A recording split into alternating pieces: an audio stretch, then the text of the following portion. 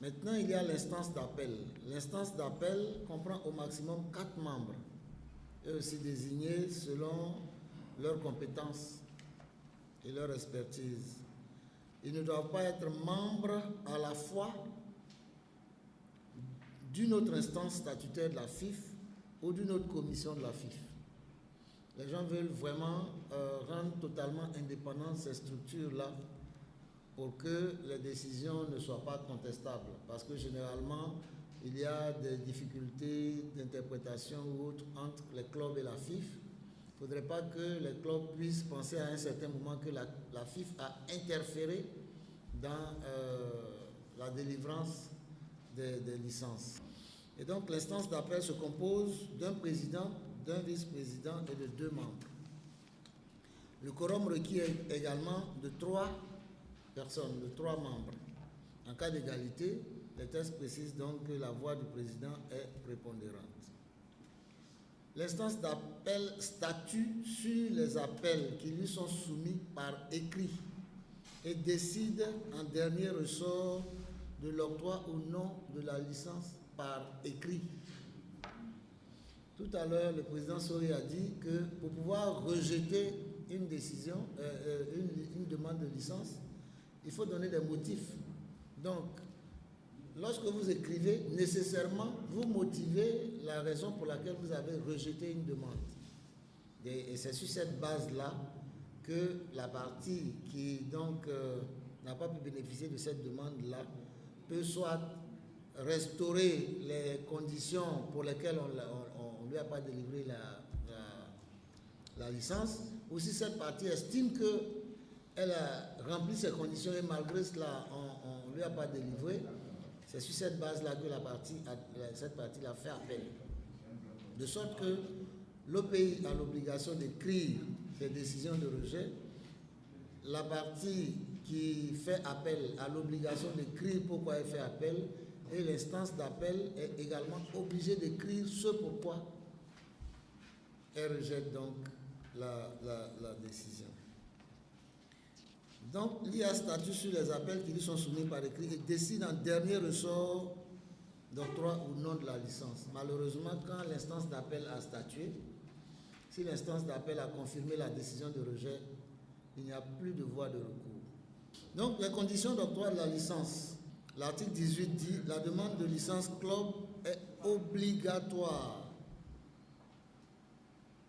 Obligatoire pour tous les clubs participant au championnat Ligue 1. » Vous voyez là qu'on n'attend pas qu'on désigne ceux qui doivent participer à la compétition CAF d'abord, avant de rendre obligatoire cette demande de licence. Ça veut dire avant même d'aller en championnat, tous les clubs doivent formuler la demande et on doit statuer là-dessus.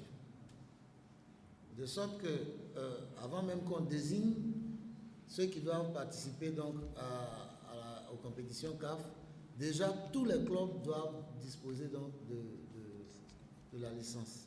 Le club de division inférieure, c'est-à-dire de 2e division par exemple, qui se qualifie pour une compétition interclub mais n'a pas été soumis à une procédure d'octroi de licence, peut bénéficier à titre exceptionnel de la procédure de l'octroi de licence au club. Tous les candidats à la licence bénéficient d'une égalité de traitement devant, disons, dans le cadre de la procédure de licence. On ne va pas dire comme eux ils viennent de 2e division, comme un tel club vient de 2e division, donc on va faire un traitement de faveur ou un traitement spécial. Sauf dans les circonstances où le test lui-même l'autorise. Sinon, tous les clubs sont sur le même pied d'égalité. C'est la CAF qui demande qu'une telle précision soit faite dans le règlement national. Maintenant, la procédure. Les demandes de licence club sont reçues une seule fois chaque année, dès l'homologation des résultats de fin de championnat national, ce jusqu'au 20 octobre de la même année. Ça veut dire, dès qu'on a homologué les résultats du championnat national jusqu'au 20 octobre de la même année, c'est la période qui est ouverte pour recevoir les demandes de licence. Si donc votre demande est rejetée, vous avez un délai jusqu'au 10 novembre de la même année pour exercer votre recours devant l'instance d'appel. L'instance d'appel dispose d'un délai de 10 jours pour rendre sa décision. Il n'a pas le droit d'aller au-delà. Toutes ces dispositions de délai sont prises pour tenir compte du délai du 30 novembre, date d'engagement aux compétitions interclubs de la CAF. La demande de licence ne peut pas être rejetée de facto. Elle ne peut l'être qu'après convocation et audition du candidat à la licence et au besoin d'une enquête menée par les membres de l'organe d'octroi de la licence. En tout état de cause, la charge de la preuve incombe au candidat à la licence. Il y a un certain nombre d'informations qu'on va demander. La charge de la preuve incombe à celui qui demande la licence. Si on dit par exemple, est-ce que vous avez un comptable ou bien un entraîneur qui a tel diplôme, c'est à vous de prouver. C'est seulement si l'instance estime que la preuve que vous donnez n'est pas suffisante qu'elle peut chercher à vérifier.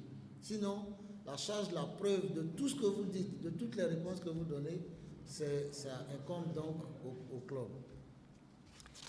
Les différents critères d'évaluation sur la base desquels la licence va être octroyée ou non. Les critères d'évaluation sont repartis en 3 classes, définies de façon suivante. Il y a les critères impératifs, des critères A.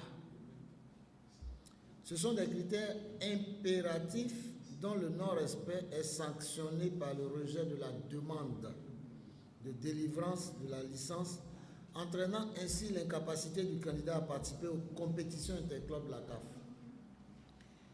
Si un club ne remplit pas les critères A, les critères impératifs donc, les critères A, ce club-là, il faut qu'il s'attende à ce que sa demande soit rejetée. Il y a les critères B, qui sont aussi des critères impératifs, mais qui ne sont pas sanctionnés par la non-délivrance de la licence. Ces critères-là, le non-respect de ces critères peuvent entraîner des sanctions comme une amende. Nous allons voir les sanctions par la suite. Et les critères C, qui sont des critères de bonne pratique. Donc la classification des critères, les critères A, c'est-à-dire les critères obligatoires à remplir. Il y a plusieurs sous-critères, si je peux les appeler ainsi. Il y a les critères sportifs. Le candidat à la licence doit disposer d'un programme écrit de formation des jeunes. Le candidat doit disposer des équipes de jeunes joueurs de différentes catégories, minimes, cadets, juniors. L'objectif donc de ces critères sportifs, c'est d'inciter les candidats à la licence à investir dans des programmes de formation des jeunes.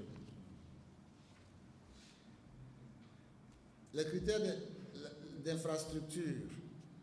Le club doit être propriétaire ou locataire d'un stade homologué, disponible pour toutes les compétitions interclubs. Les tribunes doivent être subdivisées par secteur bien défini, ou alors disons la location, parce qu'on peut être propriétaire ou locataire. La location doit donc être fondée sur un contrat écrit. Un contrat écrit qu'on peut vérifier et sur la base duquel donc l'équipe devait pouvoir faire tous ses entraînements et recevoir tous ses matchs. Le terrain de jeu doit être conforme aux lois du jeu et conçu en gazon naturel ou en gazon artificiel selon les normes de qualité de la FIFA. Le troisième sous-critère, c'est le critère administratif et du personnel. Là, il y en a beaucoup. Le candidat à la licence doit disposer de locaux à usage de bureau, c'est-à-dire un siège, afin d'assurer la gestion de son administration.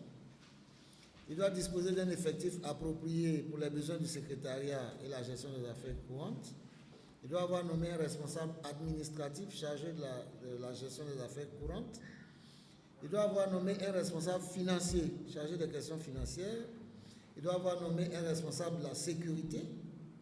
Il doit avoir nommé un médecin responsable de l'assistance et du conseil dans le domaine médical pour les besoins de l'équipe, nommer un entraîneur titulaire du diplôme A pour l'équipe Fagnon, nommer un entraîneur titulaire du diplôme licence B en charge des catégories jeunes. Je pense que, au vu des débats qu'on a suivis, l'intérêt est ressorti.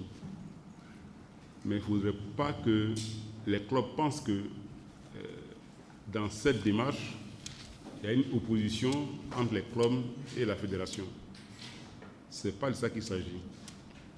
La fédération, pour le compte de la CAF, est obligée d'emmener les pays, les clubs, à se moderniser. Aujourd'hui, quand on voit la Coupe du Monde et sa configuration, on voit que l'Afrique tout entière n'a que 5 représentants. L'Europe et l'Amérique se partageant le reste des participants. Il y a une raison. Notre niveau est tellement bas qu'on peut se permettre d'envoyer 15 pays en Coupe du Monde au risque de diluer le niveau de la compétition. Tout ce que nous faisons aujourd'hui doit nous emmener vers les normes internationales.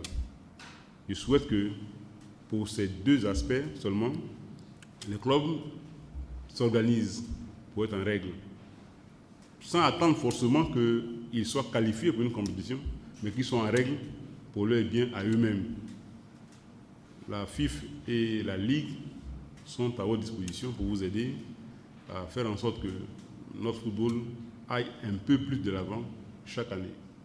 Nous sommes 15e mondial. 17e mondial. Cela ne se ressent pas forcément sur notre football. Avant la France. Avant la France.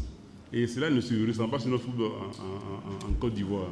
Il faut que nous emmenions notre football ivoirien à aller de l'avant. Vous voyez, quand on va sur les stades tous les samedis, tous les dimanches, et qu'on voit que l'ASEC joue contre le CEWE au Stade Boigny, et puis il y a 100 personnes, 200 personnes. Quand tu vois un match de championnat en anglais avec les deux clubs derniers du classement, le stade est rempli. Et ça fait mal au cœur de voir que nos joueurs se produisent devant des gradins vides. Et nous devons y penser et faire en sorte que ce que nous demandons là aujourd'hui se réalise pour que le football ivoirien puisse progresser et aller de l'avant et être cité parmi les meilleurs en Afrique. Sur ce, je déclare clos notre séminaire.